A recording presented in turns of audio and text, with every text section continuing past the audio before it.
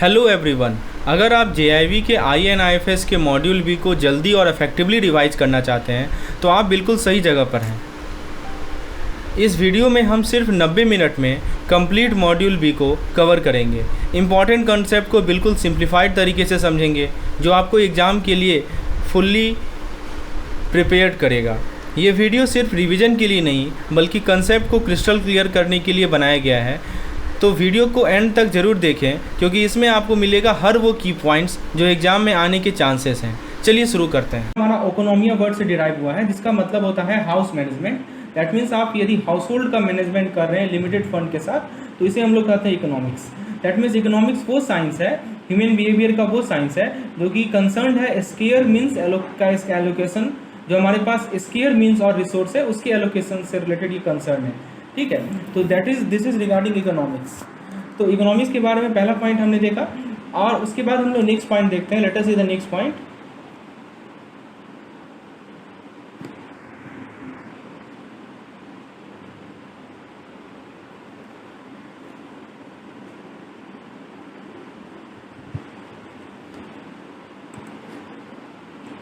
दोस्तों इकोनॉमिक्स का जो डेफिनेशन है उसमें 4 डेफिनेशन इंपॉर्टेंट है।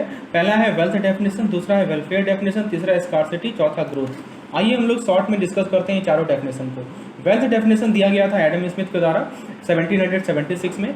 उन्होंने अपने बुक में लिखा था an inquiry into the nature and cause of the wealth of nation. ये उनके द्वारा लिखा गया बुक है। उसमें दोस्तों एडम स्मिथ को फादर ऑफ मॉडर्न इकोनॉमिक्स भी कहा जाता है। He is also called father of modern economics. दोस्तों इस डेफिनेशन का फीचर क्या है कि इकोनॉमिक्स जो है केवल वेल्थ का स्टडी है। ये केवल मटेरियल गुड को स्टडी करता है, खाली टेंजिबल गुड को। इनटेंजिबल गुड जैसे एयर, सनशाइन, सर्विसेज इसके अंदर वेल्थ को क्रिएट नहीं करते हैं। उसके बाद दोस्तों ये जो है हमारा वेल्थ में चेंज को स्टडी करता है। दैट मीन्स इकोनॉमिक डेवलपमेंट को स्टडी करता है।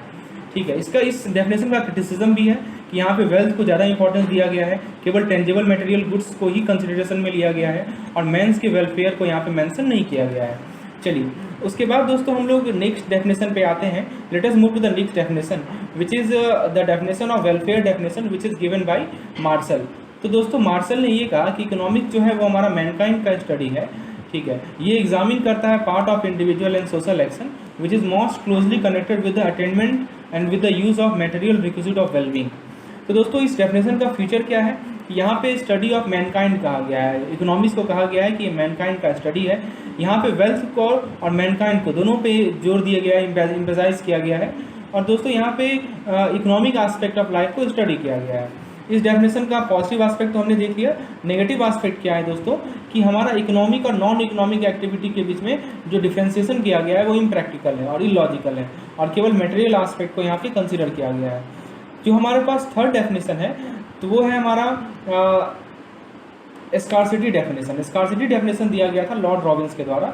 उन्होंने ये कहा कि इकोनॉमिक्स वो साइंस है जो कि ह्यूमन बिहेवियर को स्टडी करता है as a relationship between ends and scarce mean. ठीक है, तो यहाँ पे कीवर्ड है इंड्स एंड स्कार। यहाँ पे दोस्तों 2-3 शब्द हैं जो कि इस टॉपिक जिस पार्टिकुलर डेफिनेशन से रिलेटेड है। पहला है अनलिमिटेड वांट। तो एक का वांट जब सेटिस्फाई होता है, जब एक पूर्ति हमारी जो एक इच्छा सेटिस्फाई होती है तो दूसरी बढ़ जाती है। और जितनी इच्छाएं हैं कभी भी सेटिस्फाई नहीं की जा सकती हैं, वो हमेशा टाइम टू टाइम बढ़ते रहती हैं, प्लेस टू प्लेस बढ़ती रहती हैं, पर्सन टू पर्सन बढ़ते रहती है। ये डेफिनेशन दोस्तों लॉर्ड रॉबिन्स ने दिया था। हम लोग स्कार्सिटी डेफिनेशन की बात कर रहे हैं। दूसरा है स्केयर मीन। स्केयर मीन का मतलब क्या हुआ है कि जो हमारे पास रिसोर्स हैं जहाँ से हम अपने नीड को फुलफिल करेंगे दोस्तों वो हमारे पास लिमिटेड है। ठीक है, जैसे मनी हुआ, टाइम हुआ, स्किल हुआ, लेबर हुआ, ये सभी के सभी हमारे लिमिटेड है। और थर्ड है दोस्तों अल्टरनेट यूज। तो अल्टरनेट यूज हमारे पास ये 3 कीवर्ड है। पहला है अनलिमिटेड वांट, दूसरा है हमारा स्केयर मीन, तीसरा है हमारा अल्टरनेट यूज। तो दोस्तों इसके बाद जो इकोनॉमिक्स का डेफिनेशन जो दिया गया है वो है हमारा micro economics and macro economics. तो इकोनॉमिक को दो कैटेगरी में डिवाइड करते हैं, माइक्रो एंड मैक्रो। माइक्रो मतलब इंडिविजुअल का स्टडी और बिजनेस डिसीजन का स्टडी, जबकि मैक्रो इकोनॉमिक जो है कंट्रीज और गवर्नमेंट के डिसीजन पे ध्यान देता है। तो दोस्तों डिफरेंस आप देख सकते हैं यहाँ पे बेसिक्स एंड कंपैरिजन का। तो माइक्रो इकोनॉमिक्स में बेसिक एजम्पशन क्या किया गया है कि जो भी हमारे माइक्रो वेरिएबल है वो कांस्टेंट है, जैसे कंजम्पशन हुआ, सेविंग हुआ, इसे कांस्टेंट माना गया है। जबकि मैक्रो इकोनॉमिक्स में एज्यूम किया गया है कि जो भी माइक्रो वेरिएबल है that is decision of household and firm, prices of individual product are constant. ठीक है, अदर नेम माइक्रो इकोनॉमिक्स का अदर नेम है प्राइस थ्योरी। मैक्रो इकोनॉमिक्स का अदर नेम है income and employment theory. Example के तौर पर आप लीजिए individual income, individual output. Macro economics का एग्जांपल लीजिए, नेशनल इनकम, नेशनल आउटपुट, ठीक है। फिर आप माइक्रो इकोनॉमिक्स का मीनिंग लीजिए। माइक्रो इकोनॉमिक्स आपका इकोनॉमिक थ्योरी का वो पार्ट है, इकोनॉमिक थ्योरी का दोस्तों वो हिस्सा है जो कि इंडिविजुअल यूनिट्स को स्टडी करता है, right. It studies the individual units of economy. और मैक्रो इकोनॉमिक्स वो हिस्सा है जो कि बिहेवियर ऑफ इंडिविजुअल को एग्रीगेट स्टडी करता है, एज अ होल स्टडी करता है। हमारे पास टूल्स क्या क्या है माइक्रो इकोनॉमिक्स को स्टडी करने के लिए, तो डिमांड एंड सप्लाई टूल्स हैं, और मैक्रो इकोनॉमिक्स के लिए aggregate demand and aggregate supply tools हैं। ऑब्जेक्टिव क्या है माइक्रो इकोनॉमिक्स का, डिटरमाइनिंग फैक्टर ऑफ प्रोडक्शन और प्राइस ऑफ कमोडिटी। आपको यदि कमोडिटी का प्राइस निकालना है, फैक्टर ऑफ प्रोडक्शन निकालना है, तो आप माइक्रो इकोनॉमिक्स को यूज करेंगे, और माइक्रो इकोनॉमिक्स से आप इनकम और एम्प्लॉयमेंट लेवल ऑफ इकोनॉमी को डिसाइड करेंगे। तो ये हमारा माइक्रो और मैक्रो के बीच में डिफरेंस था, ठीक है। इसके बाद दोस्तों मैनार्ड कीन्स ने एक बुक लिखा है जिसका नाम है general theory of employment, interest and money. Macro economics के जो इंडिकेटर्स होते हैं, जो सूचनांक होते हैं, उसमें जीडीपी आता है, अनएम्प्लॉयमेंट रेट आता है, प्राइसेस इंडिसेस आता है, और इन्फ्लेशन आता है। तो दोस्तों ये सब पॉइंट को आपको ध्यान रखना है। इसके बाद है दोस्तों नेक्स्ट पॉइंट हमारा कुछ क्वेश्चंस दिए गए हैं, हाँ, टाइप्स ऑफ इकोनॉमिक्स के बारे में बात करते हैं। तो दोस्तों सबसे पहला टाइप है मार्केट इकोनॉमी। मार्केट इकोनॉमी में क्या हमें प्रोड्यूस करना है, ये कंज्यूमर की प्रेफरेंस पर निर्भर करता है। कैसे प्रोड्यूस करना है, ये प्रोड्यूसर के द्वारा डिटरमाइन किया जाता है जो प्रॉफिट ले रहे हैं, और किसके लिए प्रोड्यूस करना है ये परचेजिंग पावर से डिसाइड होता है, ठीक है। तो दोस्तों कमांड इकोनॉमी दूसरा टाइप है। इसमें क्या प्रोड्यूस करना है, कैसे प्रोड्यूस करना है, किसके लिए प्रोड्यूस करना है, ये सरकार तय करती है। तो दोस्तों मार्केट इकोनॉमी एक एंड पे है, कमांड इकोनॉमी एक एंड पे है, और मिक्स्ड इकोनॉमी दोनों का मिक्सचर है। तो दोस्तों मार्केट इकोनॉमी प्राइवेट सेक्टर के द्वारा खरीदी जाती है। यहाँ पे आपके पास फ्रीडम होता है, आपकी स्वेच्छा से अपना बिजनेस शुरुआत कर सकते हैं। यहाँ पे सप्लाई एंड डिमांड होता है। कमांड इकोनॉमी सरकार के द्वारा खरीदी जाती है, यहाँ पे सरकार का रेगुलेशन होता है। एग्जाम्पल के तौर पर प्राइस कंट्रोल भी सरकार का होता है। तो दोस्तों मिक्स इकोनॉमी क्या है, तो मार्केट इकोनॉमी तो समझा ही दिया आपने। मिक्स इकोनॉमी क्या है कि क्या प्रोड्यूस करना है हमें, वो कंज्यूमर प्रेफरेंस से भी डिसाइड होगा और गवर्नमेंट से भी डिसाइड होगा। कैसे प्रोड्यूस करना है हमें, ये प्रोड्यूसर भी बताएंगे और गवर्नमेंट भी बताएगी। किसके लिए प्रोड्यूस करना है, ये परचेजिंग पावर भी बताएगा और गवर्नमेंट का प्रेफरेंस भी बताएगा। तो यही हमारा है मिक्स्ड इकोनॉमी, ठीक है। चलिए उसके बाद दोस्तों आप एग्जाम्पल के तौर पर यदि किस कंट्रीज़ की बात करें, तो यूनाइटेड स्टेट, इंग्लैंड और जापान, ये सभी के सभी मार्केट इकोनॉमी के टाइप हैं। यदि आप चाइना, नॉर्थ कोरिया और फॉर्मेट सोवियत यूनियन की बात करें, तो ये कमांड इकोनॉमी के टाइप्स हैं। अब दोस्तों एक होता है हमारा laissez faire economy. Laissez faire economy क्या होता है दोस्तों, इसमें क्या प्रोड्यूस करना है ये कंज्यूमर प्रेफरेंस डिसाइड करेगा। कैसे प्रोड्यूस करना है ये प्रोड्यूसर डिसाइड करेंगे। किसके लिए प्रोड्यूस करना है ये परचेजिंग पावर डिसाइड करेगा। तो इसे कहते हैं हम लोग एक्सट्रीम मार्केट इकोनॉमी। तो लेजिस्फेयर इकोनॉमी क्या होता है दोस्तों, कि लेजिस्फेयर इकोनॉमी मतलब ये होता है कि it restrict government intervention in economy, मतलब सरकार का इंटरवेंशन होता ही नहीं है। लेजिस्फेयर एक फ्रेंच वर्ड है जिसका मतलब है लेट डू। तो capitalism, free market economy, rational market theory, यही सब इसका पॉलिसी। हम लोग इसको क्विकली रिवाइज करते हैं। तो दोस्तों डिमांड का मीनिंग क्या होता है, डिमांड का मीनिंग होता है कमोडिटी का वो क्वांटिटी जो कि कंज्यूमर रेडी है खरीदने के लिए डिफरेंट प्राइस पे during a period of time, यानी किसी पीरियड ऑफ टाइम में जो कंज्यूमर जिस प्राइस पे कमोडिटी को खरीदने के लिए तैयार है उसे कहते हैं डिमांड। तो दोस्तों एक लॉ ऑफ डिमांड है जिसमें देखिए प्राइस पहले 5 था तो क्वांटिटी 100 है, प्राइस 10 हुआ तो क्वांटिटी 80 हुआ, प्राइस 15 है तो क्वांटिटी 60 है। जैसे प्राइस आपका बढ़ रहा है क्वांटिटी आपका घट रहा है। तो इसको यदि आप ग्राफ पेपर में प्लॉट करेंगे, प्राइस आपके वाई एक्सिस पे है, और दोस्तों मैं थोड़ा इसे जूम कर देता हूँ ताकि आपको क्लियरली दिखे, ठीक है। तो दोस्तों प्राइस आपका वाई एक्सिस पे है, ठीक है, और क्वांटिटी आपका एक्स एक्सिस पे है। दोस्तों आप देख सकते हैं तो प्राइस जैसे जैसे आपका यहाँ पे आप ये ग्राफ जो है डाउनवर्ड स्लोपिंग है। ये ग्राफ का नेचर क्या है दोस्तों, this is downward sloping curve. अब दोस्तों आप देख सकते हैं कि जैसे जैसे प्राइस हमारा घट रहा है तो डिमांड यहाँ पे प्राइस को शो किया गया है वाई एक्सिस पे और क्वांटिटी को शो किया है। क्वांटिटी डिमांड की बात हो रही है, कितना क्वांटिटी डिमांड हो रहा है। ऑब्वियस सी बात है जब दाम कम होता है तो हम ज़्यादा चीज़ डिमांड करते हैं। वही यहाँ पे शो किया गया है कि प्राइस जैसे घट रहा है तो क्वांटिटी डिमांड हमारा बढ़ रहा है। यही होता है हमारा डाउनवर्ड स्लोपिंग कर्व। चलिए इसके बाद दोस्तों नेक्स्ट पॉइंट को स्टडी करते हैं। लॉ ऑफ डिमांड का मतलब यही है कि डिमांड कर्व हमारा डाउनवर्ड स्लोपिंग है। ये इंडिकेट करता है कि प्राइस और क्वांटिटी डिमांड के बीच में इन्वर्स रिलेशनशिप है। This is the point that we have to notice. अब दोस्तों डिमांड स्केड्यूल क्या होता है, डिमांड स्केड्यूल का मतलब ये है दोस्तों कि हमारा मार्केट प्राइस और क्वांटिटी डिमांड के बीच में एक डेफिनेट रिलेशनशिप है। जब हम लोग बाकी चीज़ को कांस्टेंट एज्यूम कर रहे हैं, अब बाकी चीज़ क्या है वो भी मैं आपको बताऊंगा, ठीक है। तो जो रिलेशनशिप हमारा प्राइस और क्वांटिटी के बीच में है, ठीक है, उसे ही कहा जाता है डिमांड स्केड्यूल या डिमांड कर्व। तो डिमांड स्केड्यूल क्या होता है, the relationship between price and quantity, right, is called demand schedule और डिमांड कर्व। अब दोस्तों आप इस डायग्राम से देख सकते हैं कि जो हमारा प्राइस है, यहाँ पे देखिए रुपीज़ पर बॉक्स दिया गया है, तो प्राइस मिलियन में है। तो जैसे जैसे प्राइस घट रहा है तो क्वांटिटी डिमांड आपका बढ़ रहा है, राइट। तो ये इन्वर्स रिलेशनशिप है। अब दोस्तों डिमांड स्केड्यूल तो आप समझ गए, रिलेशनशिप को हम लोग डिमांड स्केड्यूल कहते हैं। तो दो तरह का रिलेशनशिप, दो तरह का डिमांड स्केड्यूल होता है, एक होता है इंडिविजुअल डिमांड स्केड्यूल, एक होता है market demand schedule. Individual demand schedule का मतलब क्या हुआ, मैं आपको एग्जांपल समझाता हूँ दोस्तों। और मार्केट डिमांड स्केड्यूल जो होता है वो इंडिविजुअल डिमांड स्केड्यूल का सम होता है। जैसे कि आप इस एग्जाम्पल को देख सकते हैं दोस्तों, यहाँ पे पहला कॉलम में प्राइस लिखा है हमने, दूसरा कॉलम में राम, मोहन, श्याम और मार्केट डिमांड। तो दोस्तों ये जो राम का है, जैसे प्राइस आप देख रहे हैं कि 2 से 4 हुआ, 4 से 6 हुआ, 6 से 8 हुआ, तो डिमांड, क्वांटिटी डिमांड जो है वो घटते जा रहा है। जैसे प्राइस बढ़ रहा है तो क्वांटिटी डिमांड घट रहा है। तो ये राम के लिए है ना, तो इसे कहते हैं इंडिविजुअल डिमांड स्केड्यूल। ये मोहन के लिए है ना, तो इसको कहते हैं इंडिविजुअल डिमांड स्केड्यूल। ये श्याम के लिए है, जिसको कहते हैं इंडिविजुअल डिमांड स्केड्यूल। अब आप क्या कीजिए, 100 + 50 + 40 जोड़ दीजिए तो 190 मिलेगा। 80 + 40 + 20 जोड़ दीजिए 140 मिलेगा। 60 + 30 + 20 जोड़ दीजिए 110 मिलेगा। तो ये जो हमारा लास्ट कॉलम है ये पूरे मार्केट के लिए है, जिसको आपने ऑब्टेन किया है इंडिविजुअल डिमांड स्केड्यूल को ऐड करके, इसे कहते हैं मार्केट डिमांड स्केड्यूल। तो उम्मीद है दोस्तों आपको इंडिविजुअल डिमांड स्केड्यूल और मार्केट डिमांड स्केड्यूल के बीच डिफरेंस क्लियर हो गया होगा। चलिए आगे बढ़ते हैं दोस्तों, हम लोग नेक्स्ट टॉपिक पे आते हैं जो कि डिमांड कर्व है। तो जो अभी हमने डिमांड स्केड्यूल देखा, इसको जब हम लोग ग्राफिकली रिप्रेजेंट करते हैं तो उसी का कहते हैं हम लोग डिमांड कर्व। अब दोस्तों कुछ क्वेश्चंस है। अब देखिए जो हमारा कर्व होता है वो डाउनवर्ड स्लोपिंग होता है। इसी इंपॉर्टेंट प्रॉपर्टी को हम लोग कहते हैं law of downward sloping demand curve. ठीक है, तो इससे रिलेटेड क्वेश्चंस है। अब दोस्तों क्वांटिटी डिमांड जो है वो जैसे जैसे प्राइस बढ़ता है वो क्यों घटता है, इसका 2 रीज़न है। जैसे अभी आपको बताया ना कि क्वांटिटी डिमांड जो है घटता है जैसे प्राइस बढ़ता है। तो पहला कारण है substitution effect. The first reason is substitution effect and the second reason is income effect. ठीक है, तो दोस्तों इससे रिलेटेड कुछ क्वेश्चन है, तो याद रखिएगा सब्स्टिट्यूशन इफेक्ट और इनकम इफेक्ट 2 रीजन है जिसके कारण प्राइस और क्वांटिटी डिमांड में इन्वर्स रिलेशनशिप होता है। अब दोस्तों कौन कौन से फैक्टर्स हैं जो कि डिमांड कर्व को अफेक्ट करते हैं। तो पहला है average income of the consumer, यानी जो कंज्यूमर है उसका एवरेज इनकम क्या है, राइट। तो दोस्तों कंज्यूमर का एवरेज इनकम क्या है ये डिसाइड करता है। तो जैसे लोग कैसे डिसाइड करता है मैं आपको बताता हूँ कि जैसे लोगों का इनकम बढ़ता है तो लोग जो है ज़्यादा सब कुछ ज़्यादा खरीदते हैं, राइट। और प्राइस यदि प्राइस बढ़े ना बढ़े कोई फर्क नहीं पड़ता है, इनकम बढ़ने से लोग ज़्यादा खरीदने लगते हैं तो क्वांटिटी डिमांड बढ़ जाता है। दूसरा फैक्टर है दोस्तों एवरेज इनकम के अलावा size of the market, market का साइज क्या है। तीसरा फैक्टर है कि जो हमारा रिलेटेड गुड है उसका प्राइस क्या है, वो कितना अवेलेबल है। तो दोस्तों देखिए जो हमारा सब्स्टिट्यूट गुड्स होता है, 2 तरह का गुड होता है, सब्स्टिट्यूट गुड होता है और एक कॉम्प्लीमेंट्री गुड होता है। तो जो सब्स्टिट्यूट गुड है उसका यदि प्राइस बढ़ेगा तो वो डिमांड कर्व को राइटवर्ड शिफ्ट कर देता है, राइट। डिमांड कर्व हमारा राइटवर्ड शिफ्ट हो जाता है। और यदि हमारा कॉम्प्लीमेंट्री गुड है उसका प्राइस बढ़ेगा तो डिमांड कर्व हमारा लेफ्टवर्ड शिफ्ट हो जाता है। तो ये इंपॉर्टेंट कंसेप्ट है। तो ये मतलब सब्स्टिट्यूट गुड का प्राइस बढ़ना या कॉम्प्लीमेंट्री गुड का प्राइस बढ़ने से भी हमारा डिमांड कर्व पे इफेक्ट पड़ता है।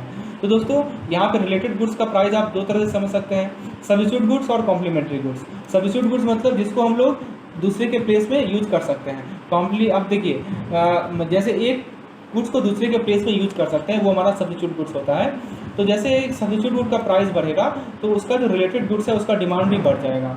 और कॉम्प्लीमेंट्री गुड्स में क्या होता है दोस्तों, यदि कॉम्प्लीमेंट्री गुड्स का प्राइस बढ़ेगा तो दोस्तों जो रिलेटेड गुड्स है उसका डिमांड घट जाएगा। ठीक है, तो दोस्तों ये सब फैक्टर ध्यान रखिएगा। इसके अलावा एक टेस्ट और प्रेफरेंस भी एक फैक्टर है, इसमें कल्चरल इन्फ्लुएंस भी अफेक्ट करता है। और 5वां है हमारा स्पेशल इन्फ्लुएंस। ठीक है, तो दीज आर इंपॉर्टेंट फैक्टर्स। अब दोस्तों आगे पॉइंट देखते हैं। तो दोस्तों देखिए आप समझिए यदि डिमांड हमारा चेंज हो रहा है प्राइस के चेंज होने के कारण, ठीक है, अदर फैक्टर को हम कांस्टेंट रखे हुए हैं, तो इसे कहते हैं हम लोग change in quantity demand rate. मतलब डिमांड के चेंज होने का कारण क्या है, प्राइस का चेंज होना, तो इस प्रोसेस को कहते हैं चेंज इन क्वांटिटी डिमांड। और यदि डिमांड चेंज हो रहा है किसी अदर फैक्टर के कारण अदर देन प्राइस, मतलब प्राइस नहीं चेंज हो रहा है, ठीक है, प्राइस कांस्टेंट है, किसी अदर फैक्टर के कारण, जो हमने फैक्टर ऊपर अभी पढ़ा है 5 फैक्टर हमने पढ़ा है ना, इनकम हुआ और भी फैक्टर हमने देखा है। तो यदि उन सभी फैक्टर के कारण डिमांड चेंज हो रहा है तो उसको कहते हैं चेंज इन डिमांड। तो कीवर्ड थोड़ा ध्यान रखिएगा, यहाँ पे है चेंज इन क्वांटिटी डिमांड और दूसरा यहाँ पे एक टर्म है चेंज इन डिमांड। ठीक है, ये 2 वर्ड है। अब दोस्तों चेंज इन क्वांटिटी डिमांड का 2 पार्ट होता है। एक होता है हमारा expansion in demand. Expansion in demand तब होगा कि जब प्राइस घटेगा। क्यों प्राइस घटेगा, कि क्वांटिटी डिमांड बढ़ गया है। ठीक है, तो डिमांड कर्व में इसको कैसे आप शो करेंगे, downward movement downward the demand curve. मतलब जो है जैसे ये डिमांड कर्व है तो यदि इस पॉइंट से आप इस पॉइंट पे आ गए, नीचे आ गए, तो यही होता है हमारा expansion in demand, right, downward the demand curve. दोस्तों प्राइस जब घटता है, ठीक है, तो क्वांटिटी डिमांड बढ़ता है, तो इसे ही कहते हैं एक्सपेंशन। कॉन्ट्रैक्शन कब होता है दोस्तों, जब प्राइस बढ़ता है और क्वांटिटी डिमांड घटता है। तो इसको हम लोग अपवार्ड द डिमांड कर्व से रिप्रेजेंट करते हैं। जैसे ये आपका डिमांड कर्व है, यहाँ पे प्राइस है, यहाँ क्वांटिटी डिमांडेड है, यदि आप ऊपर जाएंगे, ठीक है, इधर जाएंगे तो ये आपका होगा कॉन्ट्रैक्शन इन डिमांड, ठीक है, ये बेसिक कंसेप्ट है। तो ग्राफिकली आप देख सकते हैं दोस्तों, मैंने ग्राफिकली शो भी किया है यहाँ पे। जैसे आप देखिए इस ग्राफ को देखिए, आप ए पे हैं, ए से बी आए, ठीक है, तो ये कहलाएगा हमारा एक्सपेंशन इन डिमांड, और ए से सी गए तो ये कहलाएगा हमारा contraction in demand. Y axis पे प्राइस है, एक्स एक्सिस पे क्वांटिटी डिमांडेड है, ठीक है। अब दोस्तों आगे बढ़ते हैं, कुछ इंपॉर्टेंट पॉइंट्स को डिस्कस करते हैं। अब दोस्तों चेंज इन डिमांड दो तरह से होता है, ठीक है। देखिए अभी तक हम लोगों ने चेंज इन क्वांटिटी डिमांड की बात की थी, अब हम लोग पढ़ रहे हैं चेंज इन डिमांड। या तो डिमांड बढ़ेगा या डिमांड घटेगा। तो डिमांड बढ़ता क्यों है? क्योंकि जो हमारा फेवरेबल चेंज आता है अदर फैक्टर में, मान लो कि डिमांड को अफेक्ट करने वाले कुछ अदर फैक्टर भी तो होते हैं, तो यदि उसमें फेवरेबल चेंज आ जाए, ठीक है, यदि उसमें दोस्तों फेवरेबल चेंज आ जाए तो हमारा कहलाएगा इंक्रीज इन डिमांड, और इसको हम लोग रिप्रेजेंट करते हैं राइटवर्ड शिफ्ट से। यदि सेकेंड पार्ट है हमारा डिक्रीज इन डिमांड, डिमांड में डिक्रीमेंट कब होता है? जब हमारा अदर फैक्टर में अनफेवरेबल चेंज आ जाए। मान लीजिए कि पहले का कर्व ऐसा है और डिमांड में अनफेवरेबल में चेंज आ जाएगा, फैक्टर में अनफेवरेबल चेंज आ जाएगा, यदि तो उस कारण से लेफ्टवर्ड शिफ्ट हो जाएगा। तो डिक्रीज इन डिमांड को लेफ्टवर्ड शिफ्ट से रिप्रेजेंट करते हैं, इंक्रीज इन डिमांड को राइटवर्ड शिफ्ट से रिप्रेजेंट करते हैं। बेसिक कंसेप्ट है, ठीक है। तो दोस्तों इसको ग्राफिकली भी आप देख सकते हैं, यहाँ पे ग्राफिकली भी शो किया गया है। पहले कर्व था हमारा डी था, जब मेरा कर्व D1 हो गया, D से D1 हो गया तो राइटवर्ड शिफ्ट है, ये इंक्रीज इन डिमांड है। और जब हमारा कर्व D से D2 हो गया तो ये लेफ्टवर्ड शिफ्ट है, ये डिक्रीज इन डिमांड है। उम्मीद है दोस्तों ये आपको कंसेप्ट क्लियर हो गया होगा। आगे बढ़ते हैं दोस्तों, हम लोग प्राइस इलास्टिसिटी ऑफ डिमांड की बात करते हैं। तो बेसिकली ये रेशियो होता है, जिसके नंबरेटर में हम लोग percentage change in quantity demand लिखते हैं और डिनोमिनेटर में हम लोग परसेंटेज चेंज इन प्राइस लिखते हैं। तो ये हमारा दिखाता है कि प्राइस इलास्टिसिटी इन डिमांड क्या है। इसके फॉर्मूले को आपको याद रखना है, ठीक है। कुछ क्वेश्चंस भी हम लोग न्यूमेरिकल भी दे रखे हैं यहाँ पे करने के लिए, ठीक है। तो जो लोग पीडीएफ को ऑप्ट करेंगे, पीडीएफ प्लान को ऑप्ट किए होंगे, उनको ये पीडीएफ मिल जाएगा, ठीक है। तो प्राइस इलास्टिसिटी ऑफ डिमांड क्या होता है? Percentage change in quantity demanded upon percentage change in price. आगे बढ़ते हैं दोस्तों, सप्लाई स्केड्यूल के बारे में बात करते हैं। डिमांड का पार्ट खत्म, let us move to supply schedule. Supply schedule relate करता है क्वांटिटी सप्लाई को मार्केट प्राइस से, अदर थिंग को हम लोग कांस्टेंट मानते हैं। तो अब दोस्तों सप्लाई स्केड्यूल जो होता है वो टेबुलर रिप्रेजेंटेशन होता है लॉ ऑफ सप्लाई का, ठीक है। तो दोस्तों यहाँ पे देखिए टेबुलर रिप्रेजेंटेशन में आपको शो करता हूँ। यहाँ देखिए, यहाँ पे प्राइस है, यहाँ पे क्वांटिटी सप्लाई है। तो जैसे प्राइस 500 था तो क्वांटिटी सप्लाई 18 है, प्राइस घटा तो क्वांटिटी सप्लाई भी हमारा घट गया। तो यहाँ पे लीनियर रिलेशनशिप है, आप देख सकते हैं। तो यदि आप इसको ग्राफिकली रिप्रेजेंट करेंगे तो देखिए यहाँ पे प्राइस को हमने वाई एक्सिस पे दिखाया है, क्वांटिटी सप्लाई को एक्स एक्सिस पे दिखाया है। आप देख सकते हैं कर्व हमारा लीनियर है, right, it is moving upward, तो इसको अपवर्ड स्लोपिंग कर्व कहा जाता है, राइट। तो दोस्तों आप यहाँ देख सकते हैं कि जो इंडिविजुअल सप्लाई कर्व है वो अपवर्ड स्लोपिंग है, क्योंकि इसका कारण क्या है? लॉ ऑफ डिमिनिशिंग रिटर्न, ठीक है। लॉ ऑफ डिमिनिशिंग रिटर्न के बारे में डिटेल यहाँ लिखा हुआ है, मैं इसे स्किप कर रहा हूँ, ठीक है। तो उसके बाद दोस्तों क्या क्या फोर्स है सप्लाई कर्व के पीछे? तो सबसे पहला फोर्स है कॉस्ट ऑफ प्रोडक्शन। जब प्रोडक्शन कॉस्ट किसी गुड्स का कम होता है मार्केट प्राइस से, तो ये प्रोड्यूसर के लिए प्रॉफिटेबल होता है, ठीक है, वो ज़्यादा से ज़्यादा सप्लाई कर पाता है, ठीक है। उसके बाद प्रोडक्शन कॉस्ट जो है इनपुट प्राइस पे डिपेंड करता है, टेक्नोलॉजिकल एडवांस पे डिपेंड करता है, ठीक है। उसके बाद दोस्तों प्रोडक्शन कॉस्ट तो आपको मैं बता ही दिया। सप्लाई जो है रिलेटेड गुड्स के प्राइस से भी इन्फ्लुएंस होता है, खासकर अल्टरनेटिव आउटपुट। यदि एक सब्स्टिट्यूट गुड्स का प्राइस बढ़ेगा तो अदर सब्स्टिट्यूट का प्राइस घटेगा, ठीक है। जैसे एग्जांपल के तौर पर ऑटो कंपनी जो है बहुत सारा कार मॉडल बनाती है ना, जो ऑटो कंपनीज होती हैं दोस्तों बहुत सारा कार मॉडल बनाती है, ठीक है।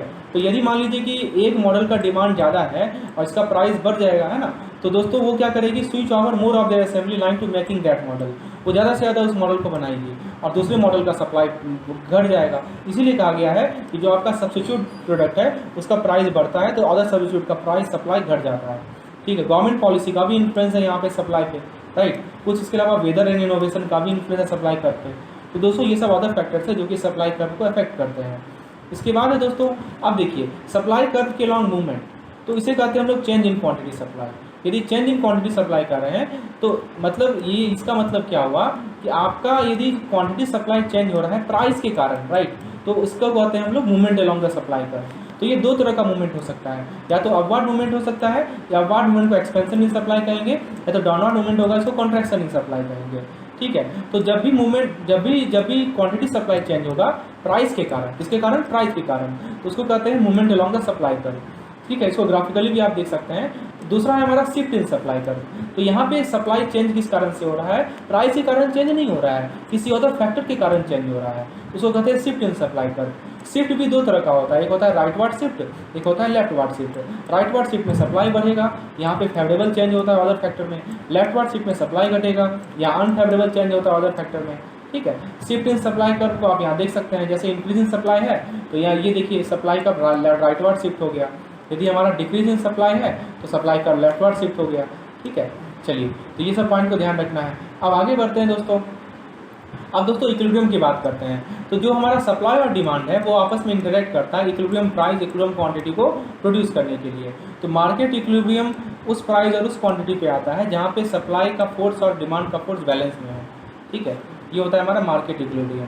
तो दोस्तों आप इस एग्जांपल से समझ सकते हैं, जैसे देखिए यहाँ पे मार्केट इक्विलिब्रियम देखिए मार्केट इक्विलिब्रियम उस प्राइस पे आता है जहाँ पे क्वांटिटी डिमांड और क्वांटिटी सप्लाई बराबर होता है। आप इस टेबल में देख सकते हैं कि जो आपका सी नंबर पर है वहाँ पे क्वांटिटी सप्लाई भी 12 है, क्वांटिटी डिमांड भी 12 है। ठीक है, और यहाँ पे प्राइस है 300, तो ये हमारा कहलाएगा इक्विलिब्रियम, यही कहलाता है मार्केट इक्विलिब्रियम। तो दोस्तों इस इक्विलिब्रियम पॉइंट पे दोस्तों कोई भी टेंडेंसी ना प्राइस बढ़ता है ना घटता है, इसीलिए इसे मार्केट क्लियरिंग प्राइस भी कहा जाता है। ठीक है, इसको क्या कहते हैं हम लोग, मार्केट क्लियरिंग प्राइस कहते हैं। ठीक है, आप इसको ग्राफिकली भी देख सकते हैं। ये देखिए ये हमारा डाउनवर्ड स्लोपिंग डिमांड कर्व है, ये हमारा अपवर्ड स्लोपिंग सप्लाई कर्व है। इस रीजन को सरप्लस रीजन कहते हैं, इस रीजन को शॉर्टेज रीजन कहते हैं। जहाँ पे दोनों कर्व मीट करता है इसको इक्विलिब्रियम पॉइंट कहते हैं।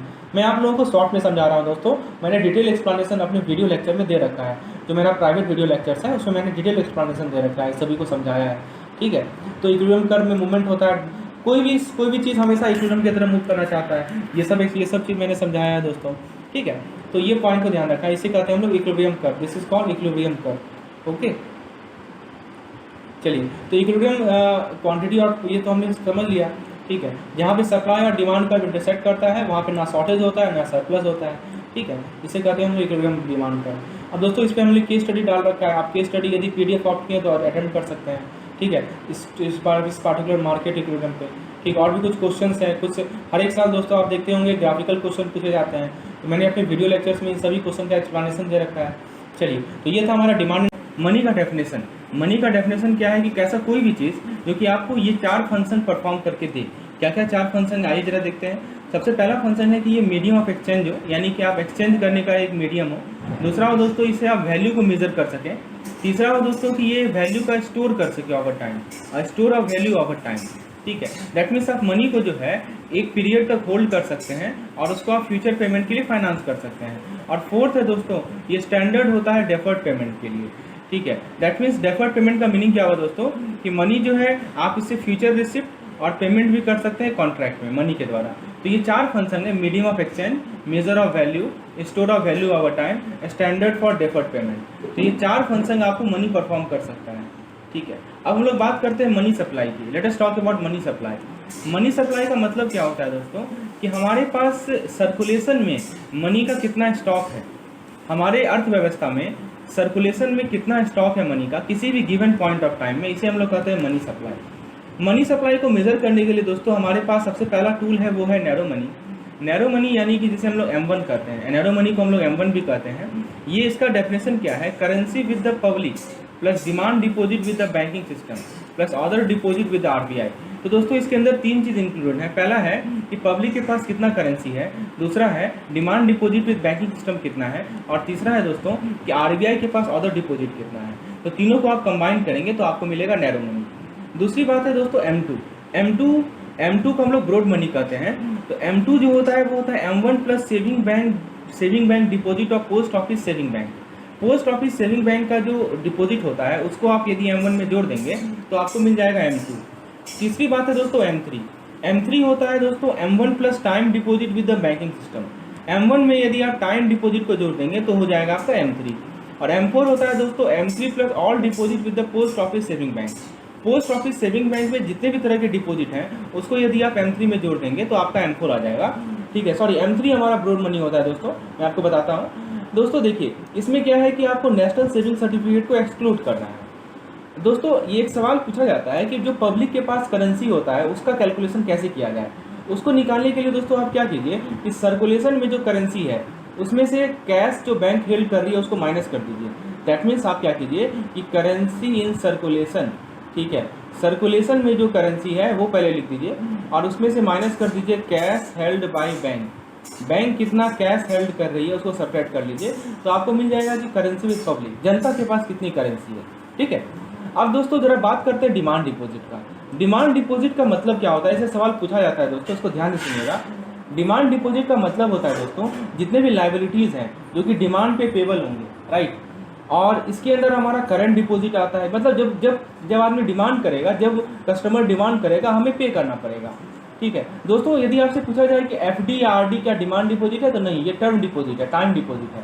ठीक है, क्योंकि इसका सर्टेन फिक्स टाइम होता है। जैसे एक सीडी हुआ, करंट डिपॉजिट हुआ, demand liability portion of the saving bank deposit हुआ, क्योंकि सेविंग बैंक डिपॉजिट का ही कुछ पोर्शन डिमांड लायबिलिटी होता है।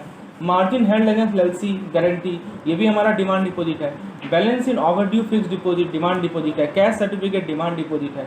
Cumulative recurring deposit demand deposit है। बहुत ही इंपॉर्टेंट कंसेप्ट है दोस्तों। डिमांड डिपॉजिट कौन कौन सा है, इससे सवाल पिछले बार पूछा गया था, इसको ध्यान से सुनिएगा दोस्तों। सेकंड टाइप ऑफ डिपॉजिट है हमारे पास टाइम डिपॉजिट।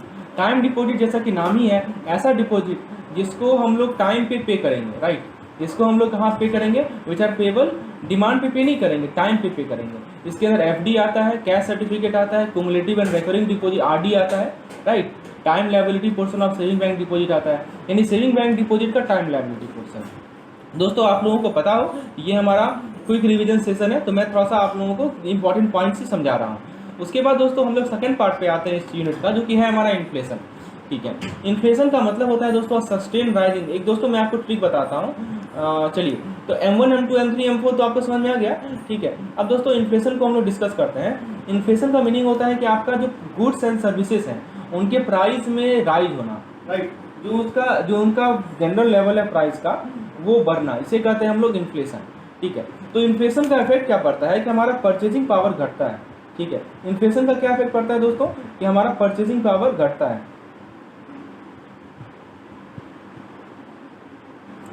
तो इन परचेजिंग पावर कैसे घटता है दोस्तों, आप देखिए, जब प्राइस लेवल बढ़ता है दोस्तों तो each unit of currency bye fear goods. मान लीजिए कि एग्जांपल के तौर पे समझिए, आपके पास 100 रुपया है और प्राइस बढ़ गया, दाम बढ़ गया, तो 100 रुपये में आप कम गुड्स एंड सर्विसेज खरीद पाएंगे। इसीलिए कहा जाता है कि it's called fall in purchasing power. आपकी जो परचेजिंग पावर थी वो घट गई।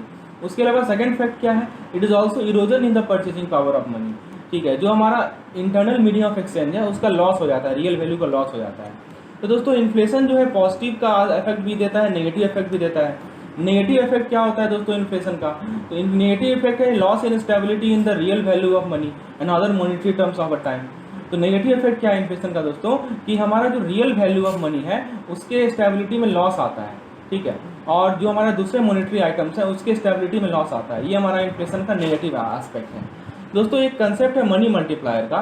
मनी मल्टीप्लायर का फुल का आप डेफिनेशन, ये फॉर्मूला याद रखिएगा, M3/M1 होता है, broad money upon narrow money होता है।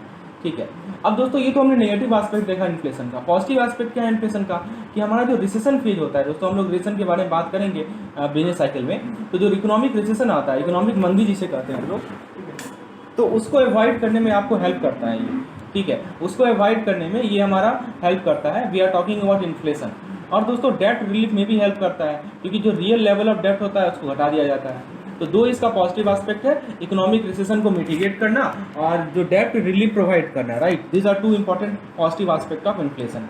काउजेज ऑफ इन्फ्लेशन की बात करें, एक होता है हमारा डिमांड पुल इन्फ्लेशन। तो डिमांड पुल इन्फ्लेशन का मीनिंग क्या होता है दोस्तों कि आपका जो प्राइस है उसमें राइज होना। क्यों राइज हो रहा है प्राइस, क्योंकि दोस्तों डिमांड बढ़ गया है।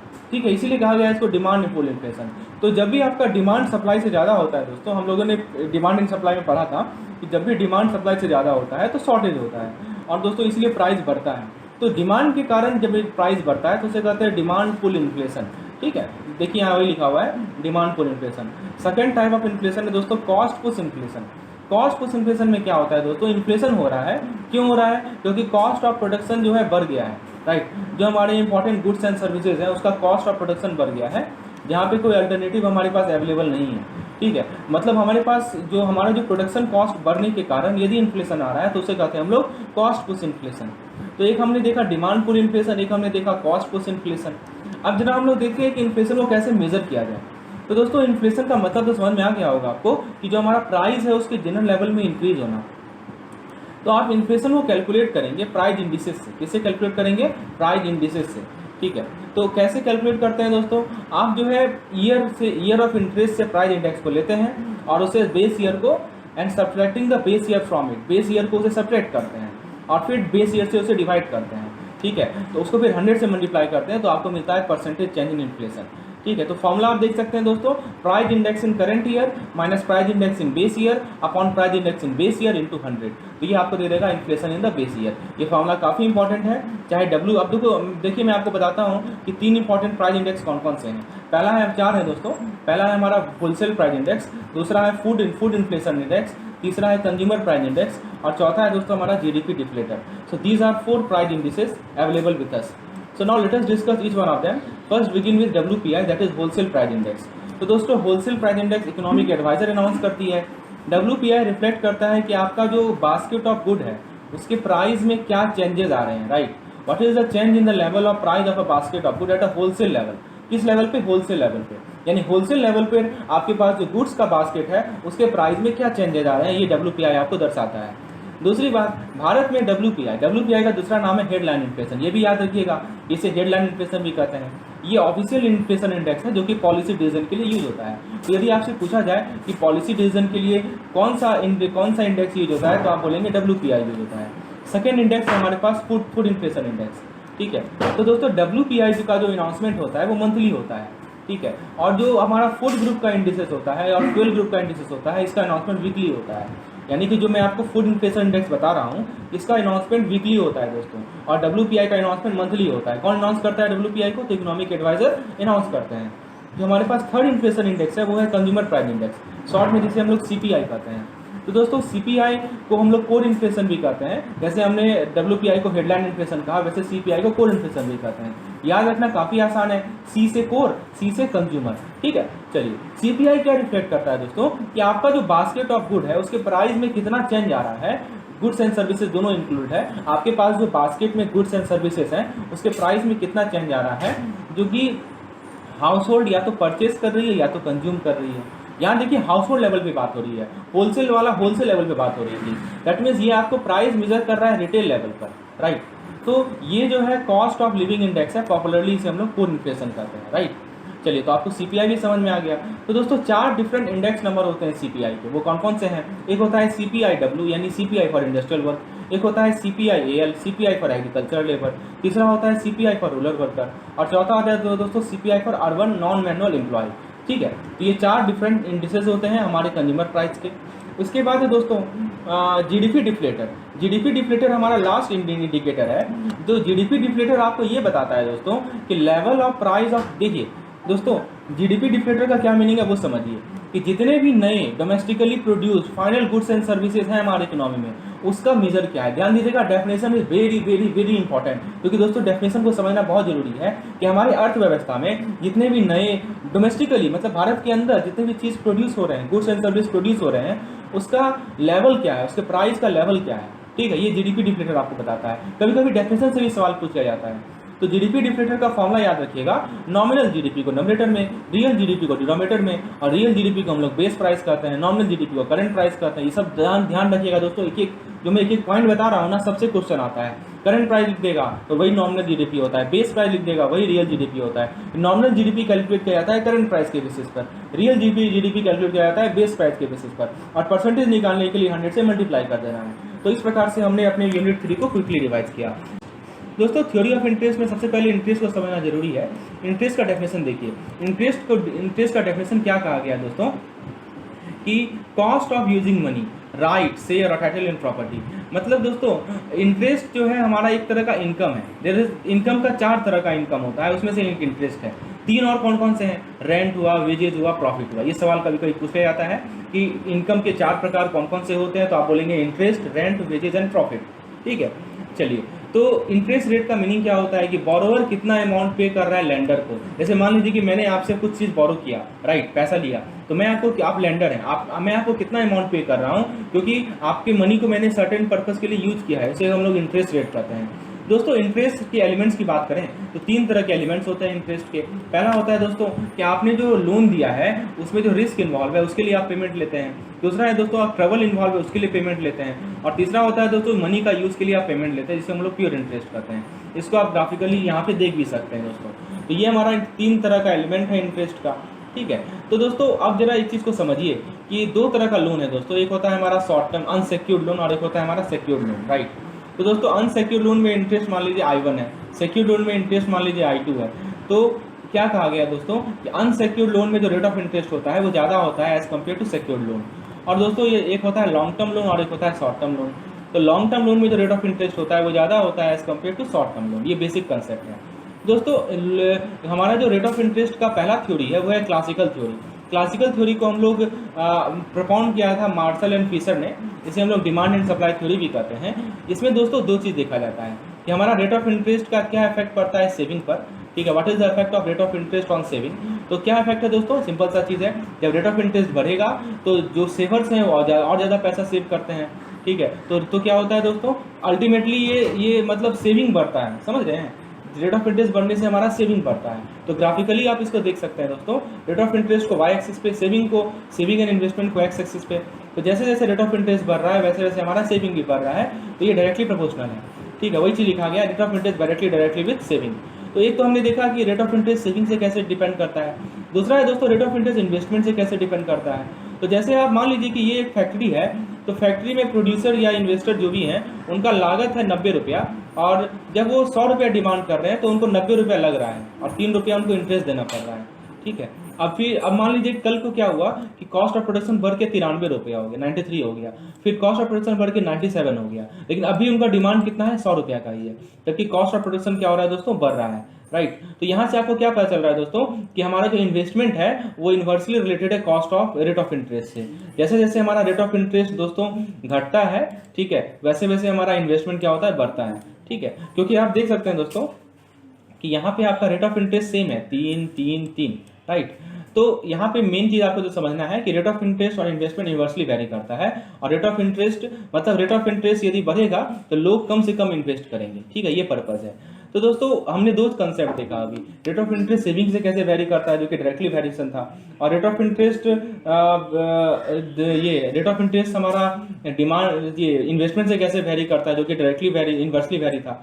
तो दोस्तों जिस इंटरेस्ट रेट पे, ध्यान दीजिएगा, जिस इंटरेस्ट रेट पे डिमांड और सप्लाई जो है इक्वल होता है उसको हम लोग इक्विलिब्रियम इंटरेस्ट रेट कहते हैं, ठीक है। तो दोस्तों ध्यान रखिएगा कि अलग अलग इनकम लेवल के लिए ये जो इक्विलिब्रियम इंटरेस्ट रेट होगा वो अलग अलग होगा। For different income level the equilibrium interest rate will be different. तो जब रेट ऑफ इंटरेस्ट ज़्यादा होता है दोस्तों, वहाँ ये बहुत इंपॉर्टेंट कंसेप्ट है, यहाँ से सवाल पूछा जाता है, जब रेट ऑफ इंटरेस्ट हायर होता है तो लोग इन्वेस्ट कम करते हैं और सेव ज़्यादा करते हैं, और जब रेट ऑफ इंटरेस्ट कम होता है तो लोग इन्वेस्ट ज़्यादा करते हैं, सेव कम करते हैं। इसको आप ग्राफिकली भी देख सकते हैं दोस्तों, ग्राफ से आप इसको याद रख सकते हैं दोस्तों, कुछ रटने की जरूरत है नहीं। अभी मैंने आपको बताया कि इन्वेस्टमेंट हमारा इन्वर्सली रिलेटेड है, सेविंग हमारा डायरेक्टली रिलेटेड है। तो आप देखिए ना, जब रेट ऑफ इंटरेस्ट कम है तो इन्वेस्टमेंट ज़्यादा है लोगों का, सेविंग कम है, और जब रेट ऑफ इंटरेस्ट ज़्यादा है तो सेविंग ज़्यादा है, इन्वेस्टमेंट कम है। तो ग्राफिकली भी इसको आप याद रख सकते हैं, ठीक है। ग्राफ ज़्यादा आसान मेथड है याद रखने का चीज़ों को। अब इसको आप यहाँ भी देख सकते हैं कि आप देखिए जो आपका थर्ड रेट ऑफ इंटरेस्ट है वहाँ पे आपका डिमांड ऑफ कैपिटल और सप्लाई ऑफ कैपिटल दोनों बराबर है। इसी पॉइंट को हम लोग कहते हैं इक्विलिब्रियम रेट ऑफ इंटरेस्ट, ठीक है। चलिए, तो हमने सबसे पहला थ्योरी ऑफ इंटरेस्ट देखा जिसको हम लोग classical rate of interest theory कहते हैं, इसको डिमांड सप्लाई थ्योरी भी कहते हैं। जो हमारा second rate of interest theory है वो है Keynes liquidity preference theory of interest. क्या कहते हैं इसे हम लोग, Keynes liquidity preference theory of rate of interest. तो दोस्तों कीन्स ने मॉनेटरी थ्योरी ऑफ इंटरेस्ट लाया था अपने बुक में। बुक का नाम क्या है याद रखिएगा, बुक का नाम है दोस्तों general theory of employment interest and money, ठीक है, ये बुक का नाम है जो कि कीन्स ने लिखा था। तो दोस्तों इस थ्योरी को हम लोग लिक्विडिटी प्रेफरेंस थ्योरी भी कहते हैं। लिक्विडिटी प्रेफरेंस का मतलब हुआ कैश का प्रेफरेंस, ठीक है। तो कहने का मतलब कि आपके पास equal amount of cash rather than claims against order. अब दोस्तों इसको समझते हैं, ये लिक्विडिटी प्रेफरेंस थ्योरी क्या कहता है। तो इसने ये कहा है कि मनी डिमांड का 3 मोटिव होता है, ठीक है। There are 3 motive of money demand. पहला मोटिव है ट्रांजैक्शन मोटिव, दूसरा मोटिव है प्रिकॉशनरी मोटिव, और तीसरा मोटिव है हमारा स्पेकुलेटिव मोटिव। तो कीन्स के द्वारा ये कहा गया है दोस्तों कि मनी जो है, लोग मनी यूज करते हैं क्यों, क्योंकि इसके पास लिक्विडिटी पावर होता है। तो ट्रांजैक्शन मोटिव के अंदर क्या होता है, ट्रांजैक्शन के मोटिव के अंदर होता है दोस्तों कि लोगों को पैसे की रिक्वायरमेंट चाहिए अपने डेली ट्रांजैक्शन को हैंडल करने के लिए, ठीक है। और अमाउंट ऑफ मनी डिपेंड करता है कि उनका इनकम कितना है, मतलब ट्रांजैक्शन के लिए, डेली ट्रांजैक्शन के लिए लोगों को पैसा चाहिए, ठीक है। तो दोस्तों ट्रांजैक्शन मोटिव के लिए जो आपका डिमांड ऑफ मनी होता है वो इनकम पे डिपेंड करता है। आप देख सकते हैं ग्राफ में कि जैसे जैसे इनकम बढ़ रहा है वैसे वैसे ट्रांजैक्शन डिमांड ऑफ मनी भी हमारा बढ़ रहा है, ठीक है। तो ये यही चीज़ हम लोग ग्राफिकली शो कर रहे हैं कि जो ट्रांजैक्शन डिमांड ऑफ मनी है वो इनकम पे डिपेंड करता है, वो रेट ऑफ इंटरेस्ट पे डिपेंड नहीं करता है। यहाँ देख सकते हैं कि रेट ऑफ इंटरेस्ट पे डिपेंड नहीं करता है। जो हमारा सेकंड मोटिव है वो है प्रिकॉशनरी मोटिव। प्रिकॉशनरी मोटिव का मतलब ये हुआ कि लोगों को पैसा चाहिए इमरजेंसी को मीट करने के लिए, अनएम्प्लॉयमेंट को मीट करने के लिए, एक्सीडेंट को मीट करने के लिए, राइट। यही होता है प्रिकॉशनरी मोटिव। ये भी इनकम पे डिपेंड करता है, डायरेक्टली प्रोपोर्शनल होता है इनकम से। तो यहाँ भी ये भी रेट ऑफ इंटरेस्ट से इस पे डिपेंड नहीं करता है, यानी प्रिकॉशनरी मोटिव और ट्रांजैक्शन मोटिव दोनों का दोनों रेट ऑफ इंटरेस्ट पे डिपेंड नहीं करते हैं। तीसरा मोटिव है हमारा स्पेकुलेटिव मोटिव। इसका मतलब क्या हुआ कि कैश का डिमांड कितना है, किस चीज़ के लिए, तो मनी मार्केट में इन्वेस्टमेंट करने के लिए, चाहे बॉन्ड हो या स्टॉक हो। यही होता है ना स्पेकुलेशन। आप जब बॉन्ड या स्टॉक में इन्वेस्ट करते हैं तो आप स्पेकुलेट ही तो करते हैं, आपका एग्जैक्ट तो पता नहीं रहता है। तो ये जो स्पेकुलेटिव डिमांड ऑफ मनी होता है दोस्तों, ये रेट ऑफ इंटरेस्ट पे डिपेंड करता है। कैसे डिपेंड करता है आप देखिए, तो रेट ऑफ इंटरेस्ट पे ये डिपेंड करता है। तो ये देखिए, ये जो है हमारा रेट ऑफ इंटरेस्ट बढ़ता है तो दोस्तों स्पेकुलेटिव डिमांड ऑफ मनी घटता है, ठीक है। जब रेट ऑफ इंटरेस्ट हमारा बढ़ेगा तो स्पेकुलेटिव मोटिव के लिए जो हमारा मनी डिमांड है वो घटेगा, ठीक है। तो अभी तक हमने क्या देखा दोस्तों, 3 डिमांड ऑफ मनी देखा जो कि कीन्स ने प्रपोंड किया था। पहला था हमारा ट्रांजैक्शन, दूसरा था हमारा प्रिकॉशनरी और तीसरा था हमारा स्पेकुलेटिव। अब दोस्तों यहाँ पे आप ग्राफिकली भी देख सकते हैं, ये जो रेट ऑफ इंटरेस्ट है और ये LS है वो इन्वर्सली रिलेटेड है। तो यदि हम बात करें मनी डिमांड कर्व का, तो मनी डिमांड कर्व क्या होगा, तीनों को जोड़ दीजिए ना, LT को जोड़ दीजिए, LS को जोड़ दीजिए, LP को जोड़ दीजिए। LT यानी ट्रांजैक्शन मोटिव डिमांड, LS यानी स्पेकुलेटिव मोटिव डिमांड, LP यानी प्रिकॉशनरी मोटिव डिमांड। तो अल्टीमेटली आप कह सकते हैं ना कि ये तीनों का तीनों दो चीज पे डिपेंड कर रहा है, एक तो इनकम पे और एक हमारा रेट ऑफ इंटरेस्ट पे। तो इसको आप ग्राफिकली यहाँ पे शो कर सकते हैं दोस्तों। देखिए ये हमारा MT है जो कि रेट ऑफ इंटरेस्ट से नहीं रिलेटेड है, MT में आ गया आपका LT प्लस LS और ये हमारा स्पेकुलेटिव मोटिव है। तो अल्टीमेटली जो आपका कर्व बनेगा वो ये कर्व बनेगा, रेट ऑफ इंटरेस्ट हमारा y एक्सिस पे, मनी डिमांड कर्व हमारा x एक्सिस पे, और देख सकते हैं जो हमारा हाइपरबोलिक कर्व बना है ये हमारा कर्व है। तो यहाँ से क्या आप देख रहे हैं कि जो आपका मनी डिमांड है वो रेट ऑफ इंटरेस्ट से इन्वर्सली रिलेटेड है, ठीक है। और at a given level of income, यहाँ पे हम लोग इनकम को कांस्टेंट रखते रहे, इसलिए यहाँ पे हम लोग याद लिखा हुआ है गिवन लेवल ऑफ इनकम।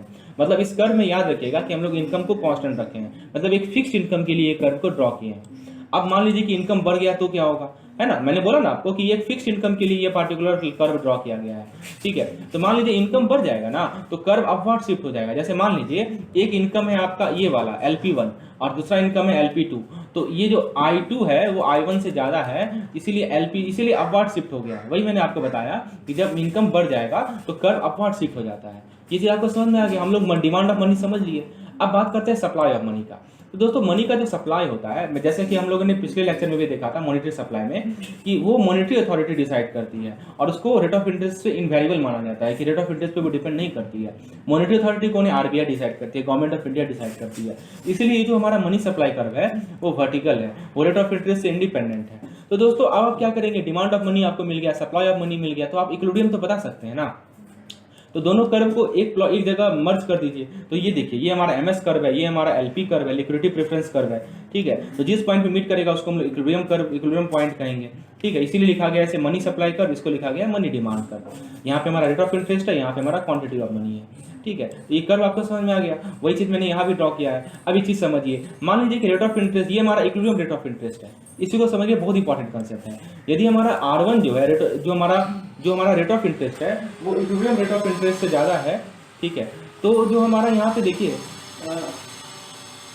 यदि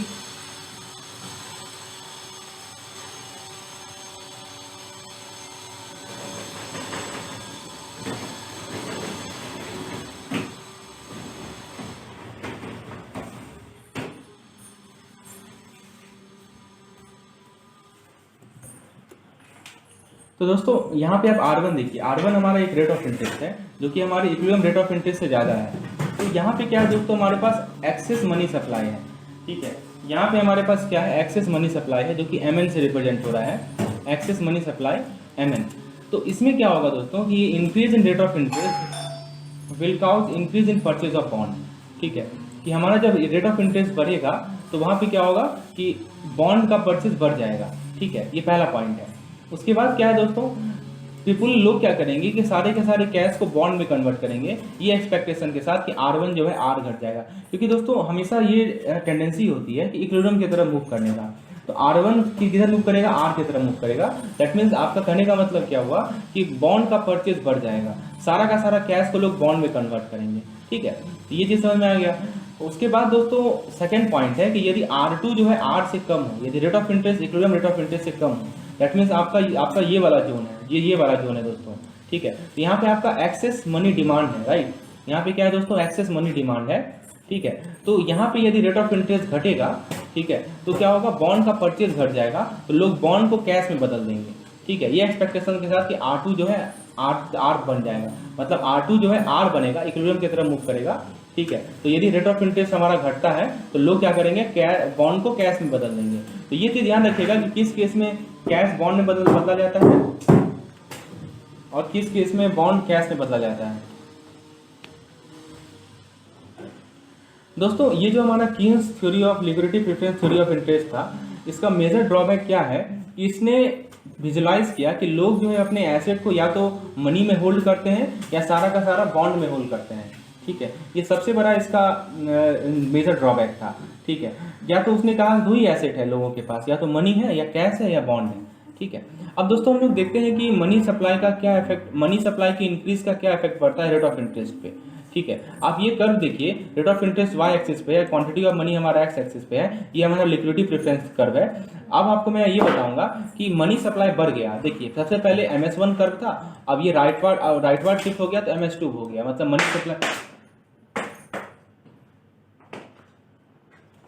मनी सप्लाई हमारा बढ़ गया। ठीक है, तो दोस्तों इनिशियल डिमांड ऑफ मनी क्या था हमारा, इनिशियल डिमांड ऑफ मनी था ON, नया डिमांड ऑफ मनी क्या हो गया OR, इक्विलिब्रियम रेट। दोस्तों मैं आपको रिजल्ट बताता हूं कि जब आप मनी सप्लाई आपका बढ़ेगा ना तो रेट ऑफ इंटरेस्ट आपका घट जाएगा। आप देख सकते हैं दोस्तों कि जो आपका इक्विलिब्रियम रेट ऑफ इंटरेस्ट था वो पहले था हमारा E, ठीक है, R था, और घट के R डैश हो गया। तो ये फाइनल रिजल्ट है कि जब आपका मनी सप्लाई बढ़ता है तो रेट ऑफ इंटरेस्ट आपका घट जाता है। ठीक है, उसके बाद जो सेकंड पॉइंट है दोस्तों कि money shift in money demand curve और लिक्विडिटी प्रेफरेंस कर्व। ठीक है, तो मनी डिमांड कर्व का शिफ्ट होना, अब देखिए एक LP है, एक हमारा LP1 है, LP2 हो गया, ये हमारा शिफ्टिंग कहलाएगा मनी डिमांड कर्व का। ठीक है, तो आपका मनी डिमांड कर्व को कौन कौन सा फैक्टर इफेक्ट करता है, तो सबसे पहला फैक्टर है नॉमिनल इनकम। ठीक है, नॉमिनल इनकम यदि बढ़ेगा तो दोस्तों ट्रांजैक्शन और प्रिकॉशनरी मोटिव का डिमांड बढ़ेगा, इसलिए अपवर्ड शिफ्ट हो जाता है मनी डिमांड कर्व में, जैसे कि आप इस पिक्चर में देख पा रहे हैं। दूसरा है दोस्तों बॉन्ड प्राइस का चेंज होना, इंटरेस्ट रेट का मूवमेंट होना।